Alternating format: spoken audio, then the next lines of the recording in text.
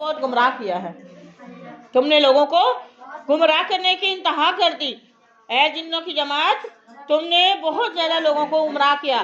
किस मिनल इनसे, इंसानों में से बहुत से ग्रोहों को गुमराह कर दिया, मेरे रास्ते से हटाया है। वकाला, और कहेंगे औलियाहुम, उनके दोस्त कहेंगे, मिनल इनसे, इंसानों में से जो जिन्नों के दोस्त होंगे ना, साथी होंगे शैतान के, वो कहेंगे रब्बाना, ए हमारे रब, इस्तमता, फायदा उठाया, बाजुना बिबास, सुना बिबास, यानी हम इन्होंने एक दूसरे का, हमने एक दूसरे का फायदा उठाया। वह बालकना, और हम पहुंचे हैं, अजलना, हम अपनी इस मियाद को, हशर के दिन तक पहुंच गए। अल्लाह जी वो मियाद जो अज्जलता, आपने मुकर्रर की थी। अज्जला यू अज्जल, ठीक है, अज्जला शेख ने मुकर्रर की, मर्द ने मुकर्रर की। अज्जलता, आप एक मर्द ने मुकर्रर की। अज्जलती, आप एक औरत ने मुकर्रर की, ठीक है। अज्जलता, अल्लाह आपने मुकर्रर की, लना, हमारे लिए। काल, अल्लाह पाक फिर फरमाएंगे, अन्नार, क्या मुकर्रर की है? अन्नार, आग है।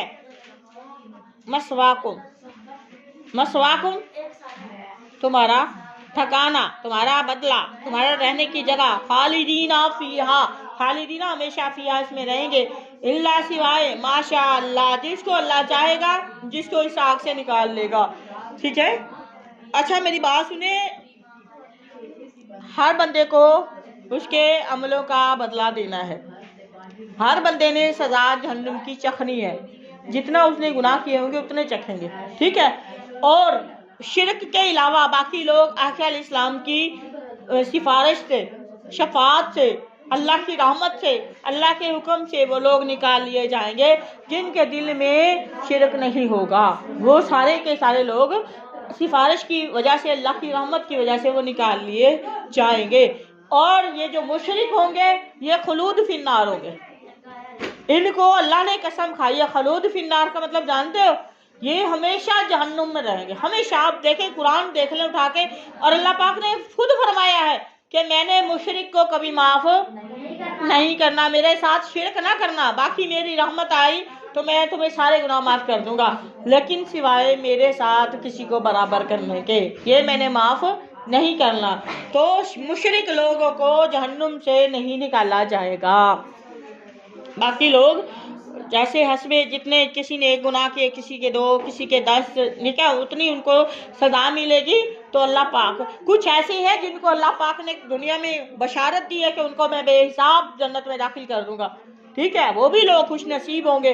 उनमें से देखिए अंबिया भी हैं, ठीक है, कुछ औलिया भी होंगे, शहीद उनमें है, हाफ़िज़ कुरान 52 लोग इनमें है, आलिम दीन उनमें शामिल है। समझ आ रही है? तो अल्लाह ने इनसे वादा किया है, आखिर इस्लाम ने इनके लिए बशारत दी है बाकायदा, ठीक है। तो ये वो लोग हैं जिनके लिए अल्लाह पाक ने बगैर हिसाब के उनको जन्नत में दाखिल करना है। और बाकी लोग जो होंगे, जितने इनके गुनाह, देखिए ना, जितनी गुनाह, जितनी गलती उतनी सजा मिलती है। दुनिया के पेपर में आपके जितनी गलतियां होती है उतने नंबर कटते हैं, अमाल नामे में वजन कम होगा, और ये हकीकत बात है, ठीक है। ये अमाल नामे में कमी होगी, डिडक्शन होती है, तो उसी तरह सजा मिलती है। सजा के बाद फिर मार्क्स भी मिलते हैं, ठीक है। ये हमारे अमाल के अकॉर्डिंग हमें सजा मिलेगी। हो सकता है जब तक हमें मौत आए, अल्लाह हमें कोई ऐसे काम की तौफीक दे जिसकी वजह से हमारे अल्लाह पिछले गुनाह माफ कर दे। वो तो बड़ा रहमान है ना, रहम करने वाला है, वो रहम करने वाला, ठीक है। तो इसलिए कहते हैं कि अल्लाह पाक, देखें दूसरी बात एक और भी है, कुरान पाक की आयत, अल्लाह पाक फरमाते हैं कि जो गुनाह है ना, गुनाह इंसान कर लेता है, लेकिन उसके बाद जो नेकियां की जाती है वो गुनाहों को झाड़ती है, कम करती है। समझ आ रही है? गुनाह के बाद नेकियां ज्यादा से ज्यादा की जाए तो वो गुनाह कम होना शुरू हो जाते हैं। ये बात भी याद रखें, जो हो गई गलतियां उनको नहीं दोहराना, ये अल्लाह के हवाले, अल्लाह से माफ़ी मांगते रहें। हो सकता है अल्लाह दुनिया में इसकी माफ़ी का कलम उस पर फेर दे और हम साफ सुथरे होकर अल्लाह के यहाँ जन्नत में वारिस बन जाएं। तो लिहाजा जो पहले कोताहियाँ आपने कर ली, जो आपने नमाजें छोड़ ली, जो रोज़े छोड़ लिए, जो गालियाँ दे ली, जो कुछ भी बुराइयाँ कर ली, उनको आप अल्लाह के हवाले, अल्लाह की रहमत के हवाले कर दें, और उसके बाद अब दोबारा ऐसा काम ना करें। اللہ سے معافی مانگے کہ وہ جو آپ جتنے بھی نیک کام کریں گی، تہجد پڑھیں، قرآن کی تلاوت کریں، ٹھیک ہے، زیادہ سے زیادہ اپنے روزے پورے کریں، حقوق العباد ادا کریں، حقوق اللہ ادا کرنے کی کوشش کریں، انشاءاللہ جو آپ کی گناہ جو ہے وہ ریز ہونا شروع ہو جائیں گے، ٹھیک ہے۔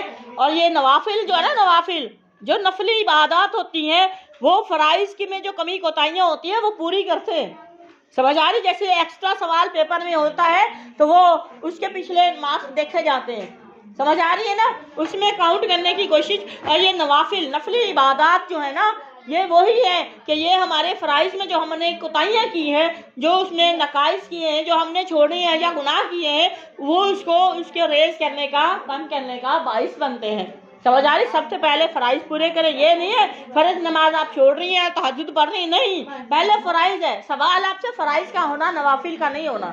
نوافل تو آپ کی دلی خوشی ہے عبادت کی، پہلے فرائض پورے کریں، پھر اس کے بعد آپ نوافل، ٹھیک ہے۔ اور نوافل آپ کے پچھلے گناہوں کا کفارہ، پچھلے گناہوں کی معافی ہو سکتے ہیں، وہ آپ کے مائنس ہوں گے گناہ، ٹھیک ہے، نیکیاں آپ کی جو ہے گناہ کم کرنے کا باعث بنتی ہیں، یہ کنفرم بات ہے۔